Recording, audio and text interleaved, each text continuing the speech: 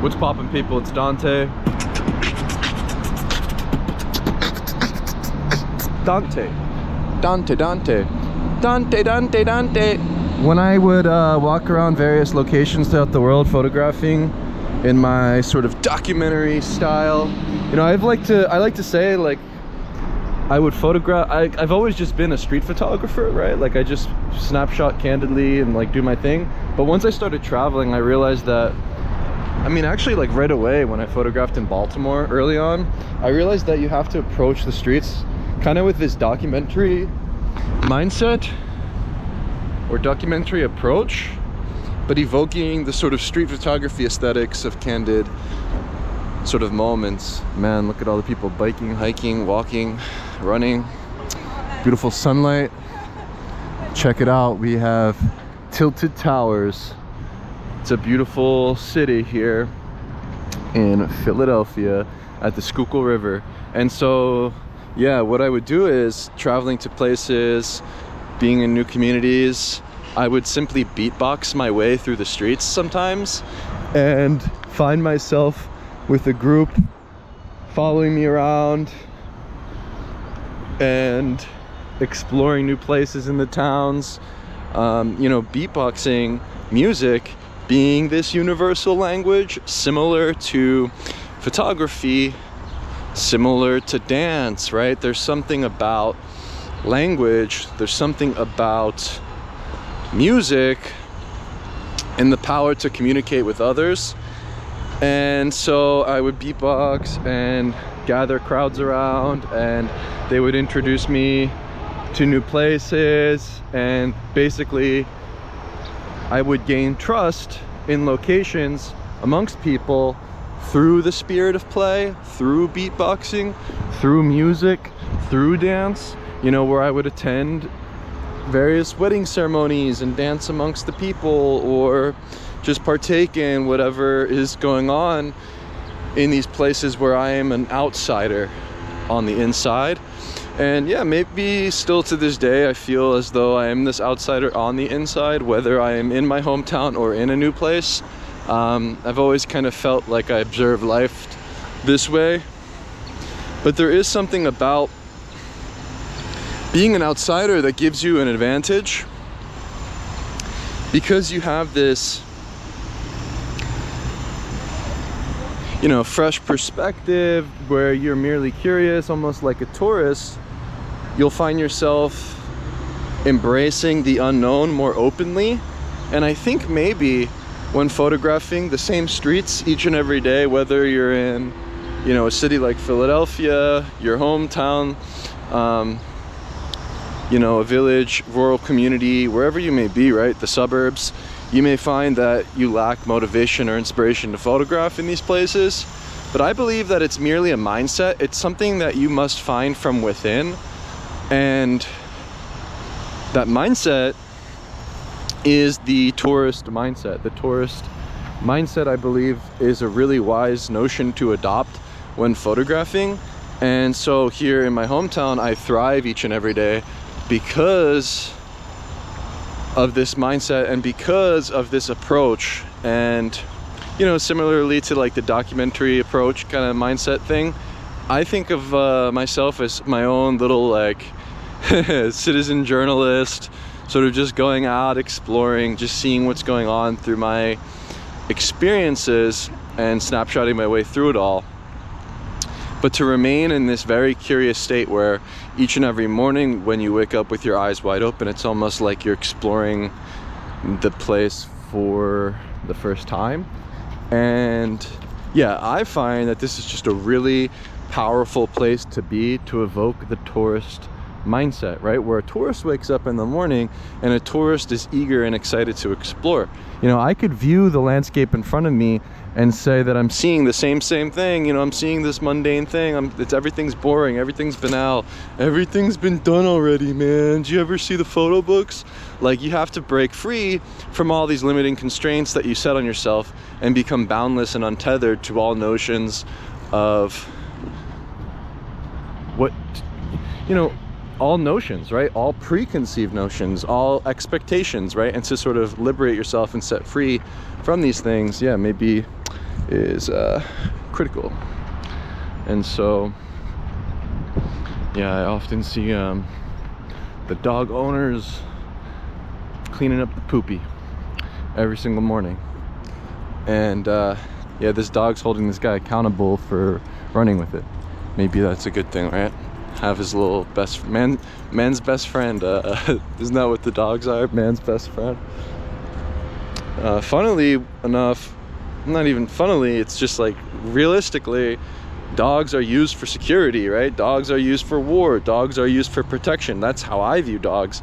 You know, when I was in Jericho, I saw these dogs chained up, protecting farmland, muzzled mouths, you know, very, very aggressive dogs. But here in these conquered lands, here in the ordered cities, here in the West, here in Philadelphia, we domesticate our little doggies and they become our little children. You'll see them in carriages, you'll see them dressed in human clothing, and it's just kind of funny. Yeah, so recently I've been making an effort, like right now while I'm walking, I'm flexing my core, and I think that that is where all of our strength derives from, right? It's from the core. And so by having a strong core, you can now walk without back pain, you walk with strong posture, and strengthening the spine perhaps being one of these critical things to consider when it comes to practicing street photography, as you are upright, as you are walking, and you are moving your physical body. And so yeah, I really believe in this notion of being a strong photographer in order to create strong work because of the physical nature of photography. And so by making sure the posture is straight, making sure your core is tightened while walking, yeah, that will increase your longevity and ultimately allow you to walk endlessly. You know, where I find that it's like it's all about increasing vitality, increasing your vigor, increasing your strength, and from there everything else kind of just falls into place. So for me to strengthen my core while walking, I am actively considering the muscles. I'm actively considering each and every step that I make, and yeah, walking with intention and walking with this sort of attention to your core and your posture will not only increase your strength, but it also will make you more confident, courageous, and ultimately a better photographer. I really do believe, like, maybe when we're walking we don't really consider it too much. We kind of just willy-nilly move around, go to point A to point B. Yeah, but frankly, as a street photographer, I'm a professional walker, yeah, it's important to me. Yeah, maybe you can get all the money in the world, you can buy the Lamborghinis, you can buy all the cool things, but ultimately when it comes down to it, health is the ultimate source of wealth. And so yeah, I say throw all your eggs in the basket of physical health, the embodied reality, and perhaps this is the ultimate source of wealth. Luxury being time spent with family, loved ones. Luxury being the time spent outdoors under the sun. New notions of success being remaining curious, right? To just go out there each day and to just try the thing. You know, when you let go of expectations and you stay laser focused without distractions, you will find yourself in this blissful state. This abundant mindset will then come through, and you will create in this way that satisfies you and maybe one other person, right? And that's cool. It's like you don't have to I think what happens when you photograph, you want to show it to somebody, right? You want the photo to be viewed by somebody, but maybe the best way to do that is to simply print the pictures out and to carry this like tiny sketchbook around with you. Like, I've been carrying a small sketchbook with me while walking in the streets, because maybe if I run into somebody, I can show them. And maybe if I start chatting with somebody and they're curious and we have a conversation, yeah, maybe then I can show them the work that I make. And it's a much more personal thing, right? Where you know, for me, I'm not so interested in the gallery. I'm not so interested even in books, like making a book, or it's not like the forefront of my concern. I really don't care about all the traditional ways of presenting or making things. But yeah, maybe actually one day I can just put together something quickly using one of these online platforms, and then have a physical copy, give it to family, give it to friends, right? Where it doesn't have to be this serious, legit thing. You know, does it really matter? Like, for me, it really doesn't. It's like whatever's physical, whatever's in the flesh, and whatever's currently, or whoever is currently in your life, right? Whether it's your friends, your family, that's what matters, right? That's who, to me, that's what matters more. It's like sharing the photos with people that you care about. It doesn't matter, like, who cares if, like, even imagine like millions of people seeing your photos. It's like, I'd rather have one important person see my photo than like millions of people see my photos, right? So I think that is just a wise way forward in terms of photography in this digital age of sharing. Yeah, maybe hosting a website with bluehost.com, wordpress.org. Yeah, I'm just getting started. I mean, I just kind of throw my photos up each day and move on to the next day. And what I think is, there's infinite potential with a website, because it becomes like a digital sandbox where you can present work in new ways each and every day, and change things and manipulate things the way that you want to see them. And so I've created a slideshow on my homepage on dantesisofo.com. Sisofo. Yeah, that's a good way to remember my last name, because it sounds weird. And so yeah, when you go there, you can see my photographs, and you can see them in a sequence that I just threw together randomly. And honestly, for me going forward, it's like I want to remain detached from the photographs as much as possible, where I'm not really too concerned with them, but to create in this sort of stream of becoming. You know, I've been using Google Photos and just throwing them up there. I mean, I can access the photos from my phone or my iPad or my devices, wherever I may be, which is really convenient. You know, anyone can access that. And it's like, I'm not curating anything right now. It's not like, I think that the curation process, maybe it should be maybe it takes a lot of time, right? It's like, even with my work that I've made for the past decade, I could be playing with sequencing, playing with editing, and deciding which photos to keep or to ditch for many years to come. Honestly, it's not like this serious thing that you have to rush and like get it out and get published or make a book or be seen, right? That's not the goal. It's like, the goal is to be in this sort of flow state, producing. And so yeah, maybe, I mean, I've been telling myself, oh, after 2 years, I'll look at the photos, I'll put together a sequence or something, whatever. I mean, who knows? Maybe I will, maybe I won't, you know? It's like, it doesn't really matter. You know, what matters is the journey, I think, and enjoying the process of going out there and photographing. It's a cool e-bike. That's a really cool e-bike. I love those e-bikes that kind of look like motorcycles, bro. That's crazy. That's cool. That's actually, they're beautiful. The new bikes that are coming out, where you really can just like leisurely bike around and not have to worry about pedaling, where that guy's probably headed to work. He was like in a dress shirt or something, I think. Yeah, that's nice, where you don't have to be sweating and working so hard to bike. Actually, one of the first movies that I ever watched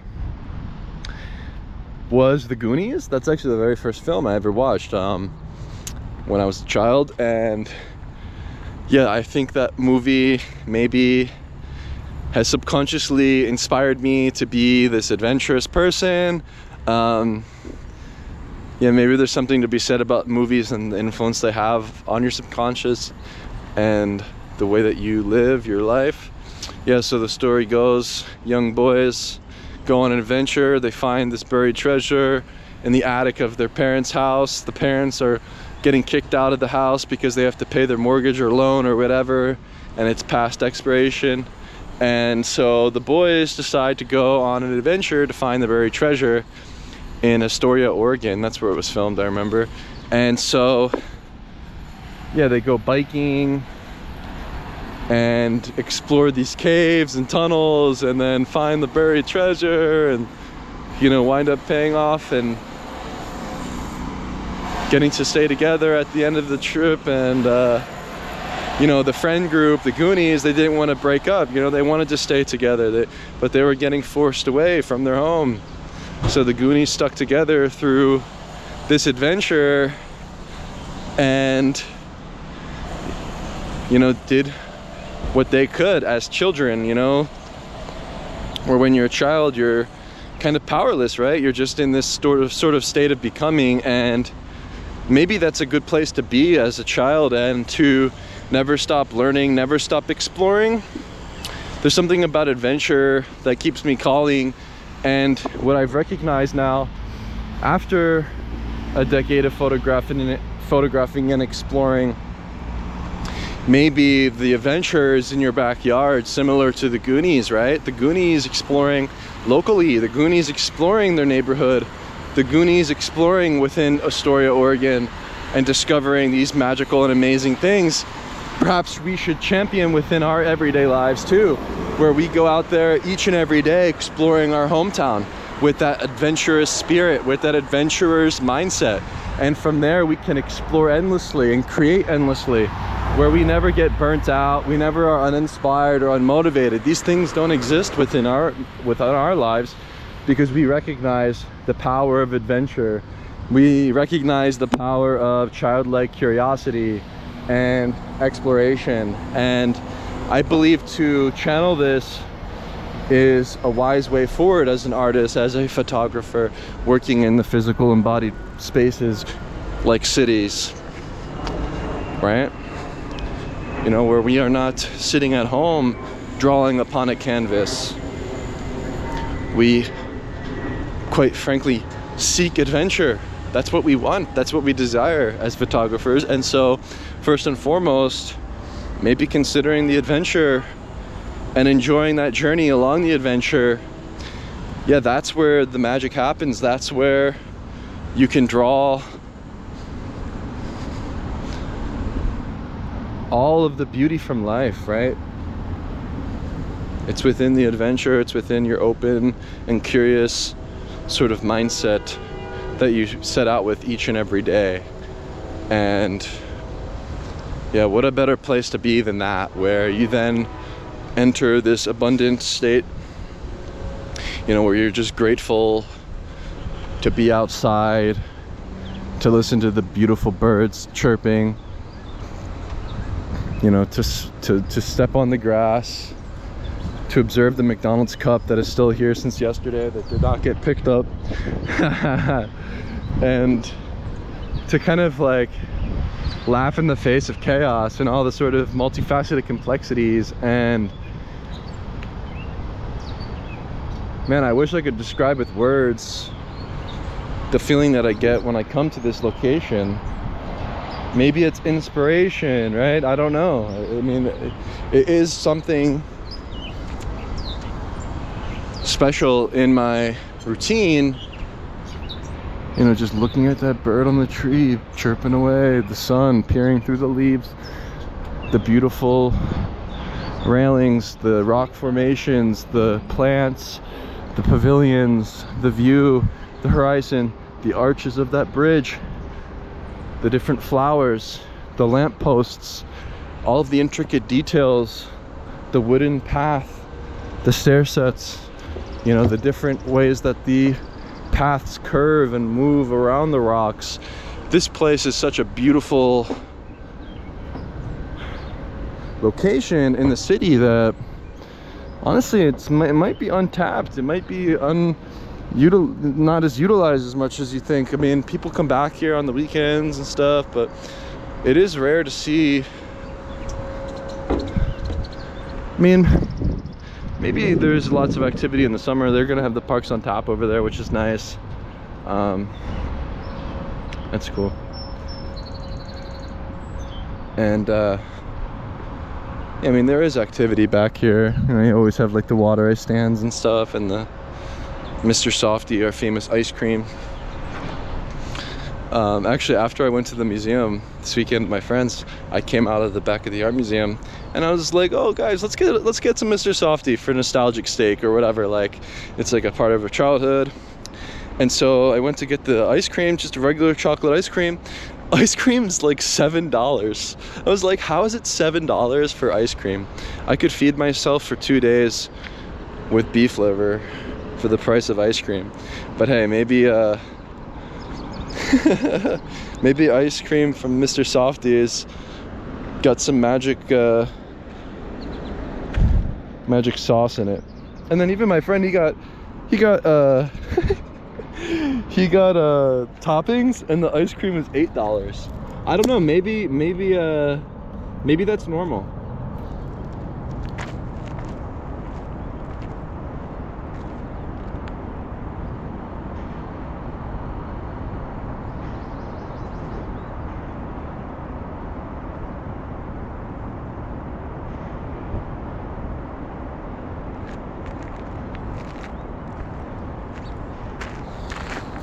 Yeah, just stand on the edge of danger and thrive there. My shadow.